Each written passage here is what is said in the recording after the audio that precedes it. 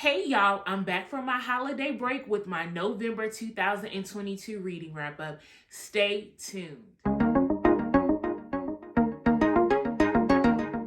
Welcome back to Books with Kimberly. Don't forget to like, comment, share my channel, and subscribe. Happy New Year, everyone! And I already have to start the year off catching y'all up on my November and December books that I read.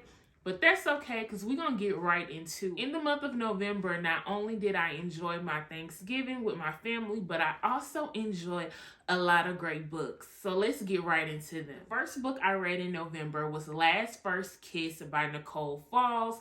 This was an audio book, and this was a really cute read. The book is about Callie and Kirk. I absolutely love how this book started off, because Callie's friend had her go shopping, get on a dress so that they could have a nice dinner out as two friends.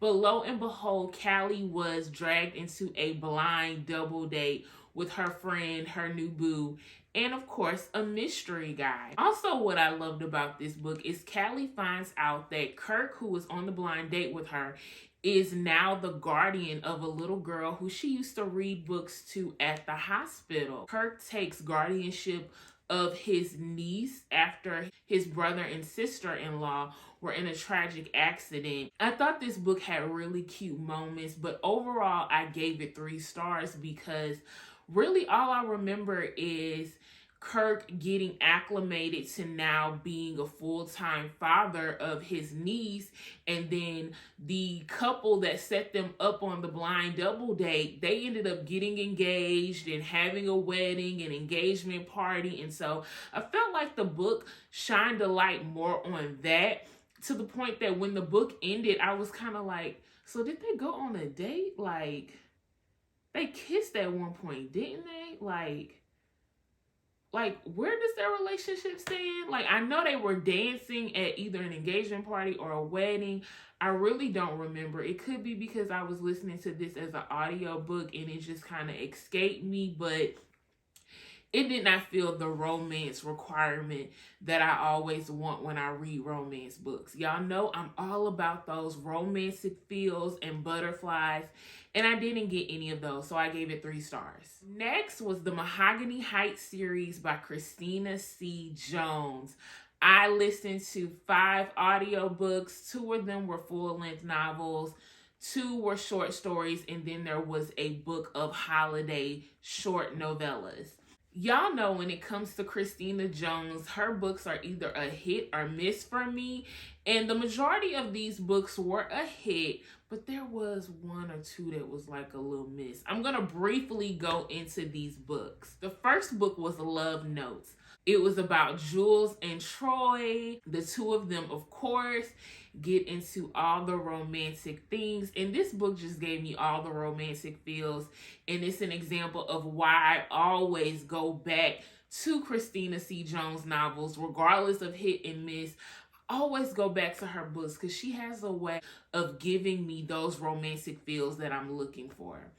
I give Love Notes 5 stars. I absolutely loved it. The next book was In Tandem, and this one was a miss. I'm sorry, but it was a miss.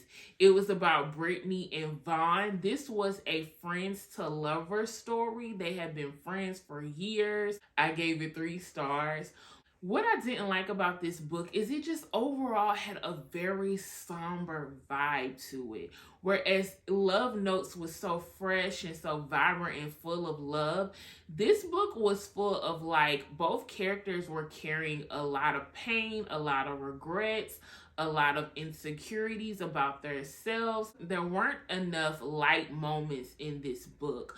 And so it's just a lot of negative emotions both of these characters are going through. Absolutely nothing is wrong with having complex characters that have feelings, that have emotions and flaws and insecurities, but I need the book to be balanced. It needs to be balanced with those light, loving, heartwarming moments, and I didn't get enough of those to balance out the negative vibes that I was getting from this book. The next one in the series was Grow Something.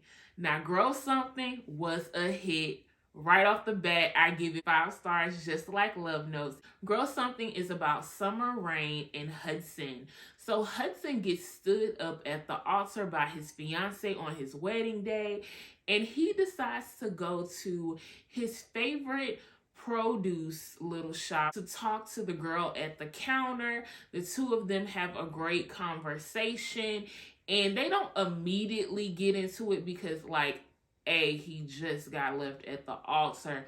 But it was just very interesting to find out the tea on his relationship with his fiance and to see how he closes that chapter to start a new one with Summer Rain. This was a short story, and I have never given a short story 5 stars before because I always want more. But I think this story was perfect. I didn't need the whole plot lines of a normal romance novel where the two get together and they're up here and then a conflict happens and they go down here. It's like they've already been through so much. So I love it that this book was about them connecting, and then it ends with us just, imagining that the two of them ride off into the sunset. Next one in the series is Bittersweet, and this one is about Anika and Royal. This is an enemies to lovers book that I thought was really cute. I gave this book 4 stars. What keeps me from giving it 5 stars is because I wanted more. It was a short story, and it should have been full length like the other two, because Anika is the cousin and roommate of Jules in Love Notes. So I had already got sneak peeks of her and Royal and their little back and forth banter in the other 2 books, and I was really excited to read their story. The last book in the Mahogany Heights series is Holiday in the Heights.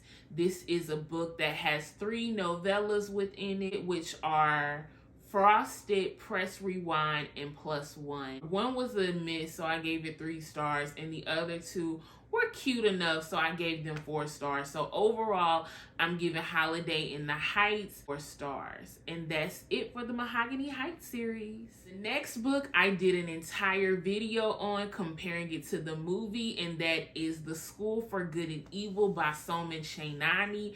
I gave this book 4 stars. So go check out that review where I go into full detail comparing it to the Netflix movie. The last book of November was also a part of my birthday book challenge, which is one of the books that I purchased for my birthday in October of 2021 that I just started reading at the end of last year, 2022.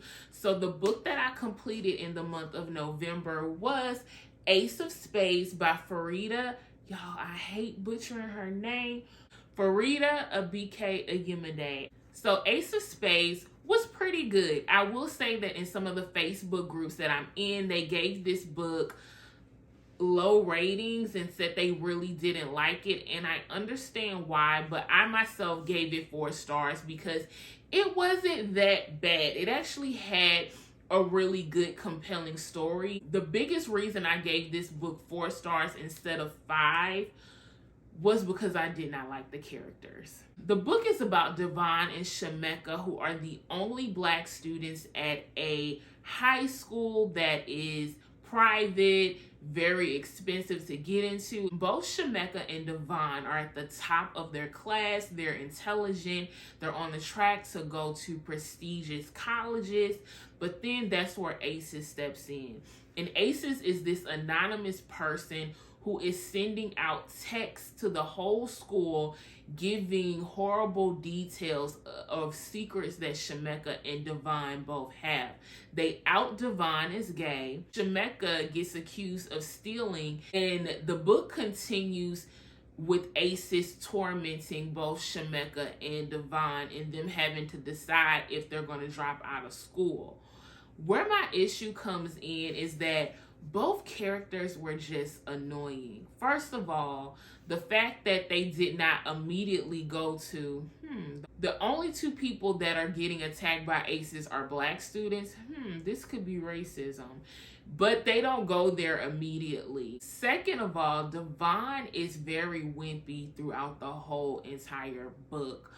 all he does is cries, whereas Shemeka is this mean girl who thinks everyone wants to be her, everyone is jealous of her, so she just has this chip on her shoulder that she's better than everybody. The book does eventually get to the conversation of code switching, of racism, of how hard it is for Black people in America, but it takes them a while to get there. It also takes a while for Shemeka and Devon to link up and join forces in order to find out who Aces is. It's like 15 chapters of the two of them dealing with Aces by themselves, you know, going to their white friends instead of them joining together to take Aces down. When the book finally ends, I was not pleased with the ending. It was okay, but it could have been way better. It could have been more explosive.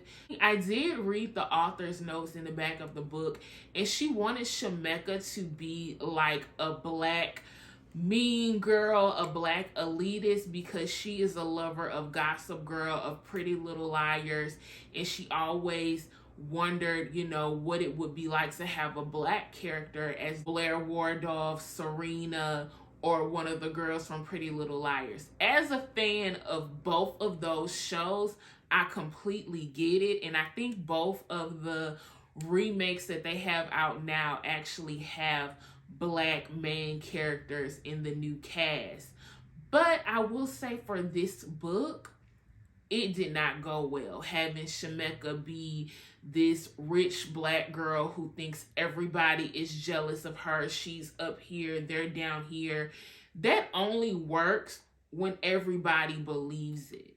But in this book, which if you read it, you'll realize that people didn't like Shemeka. They didn't want to be Shemeka. I don't know. I'm interested to read more books that kind of give Black girls that role, because I'm always here for a Black mean girl. I just watched Wednesday, and Wednesday had Bianca, who was the siren, and she was a really good character, as well as I've seen a season or two of Sabrina, the creepy version they have on Netflix, and Prudence. Oh my God, Prudence just makes that entire series. Y'all, that is it for my November 2022 reading wrap up. I'll be right back, literally, with my December 2022 reading wrap up. So y'all get down in the comments and let me know if you read any of these books and your thoughts on them. And thank you again for tuning in to another Books with Kimberly video.